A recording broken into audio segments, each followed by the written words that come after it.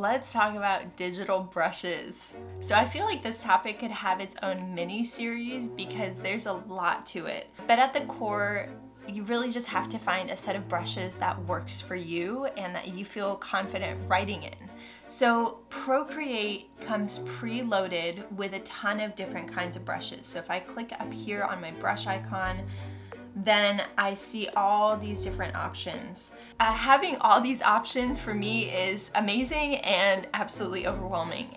Coming into this application, it was actually one of my pain points, was just having too many options with the brushes. And so for me, I realized that having a couple of options, just like I have a couple different markers for when I'm working on paper, was really the solution to this. So I wasn't able to find exactly what I wanted in the Procreate brushes that were preloaded in this application.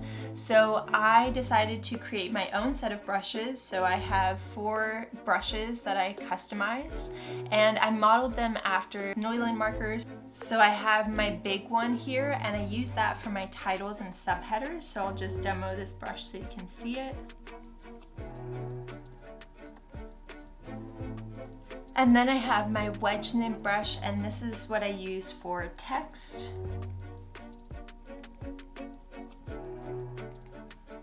And then I have the art brush, so this one has a lot more bounce to it, really good for any kind of shading. It's got a really nice streamline, so it's got a smoothness to it. So that's the art brush here. So lastly, we have the bullet nib, and this is the one I probably use the most often for my main body text or for any kind of drawings that I add to the canvas. It's just got a really nice consistent line, or a monoline, and it's got a nice smoothness to it when I'm writing with it, so I really like my bullet nib brush. And between these 4 brushes, I really have what I need to take the notes that I want. So these work for me, and these are available to you, so you can download a copy of these brushes if you like them and if you want to play around with them. If you want to customize your own brushes, there's a way to do that. That's how I made these brushes. So if you open up your brush library, and let's say you want to customize another brush that you find in here and you want to just modify it. First of all, I would recommend making a copy of the brush. I've done this too many times where I've made modifications and I've saved them, and then I'm like, I don't actually like this at all. So it's good to just get in the habit of duplicating the brush first, and then you can always delete it later if you don't need it. But to duplicate a brush, you're going to swipe right. And then you'll have a couple options here. You can share the brush, you can duplicate it, or you can delete it. So I'm going to start by duplicating it here. And then if I tap on it once more, I am taken into the brush studio.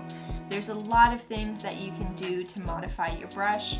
I mean, this is a whole course on its own, so I'm not going into the specifics of how to modify your brushes. Just know that it's in here and you can play around with it and just have fun, play with it. But after you change a couple of things, you can actually test that out on the drawing pad here. If you realize that you actually don't like the changes you made, you can always go back to the copy. I'm gonna click cancel for now. And if I want to delete that copy, again, you're going to swipe right and then you can click delete. It's going to ask you again, yes. Okay, I think that's going to give you a good start on working with brushes in Procreate. So have fun and play around with it. Just find something that works for you. That's the most important part of this.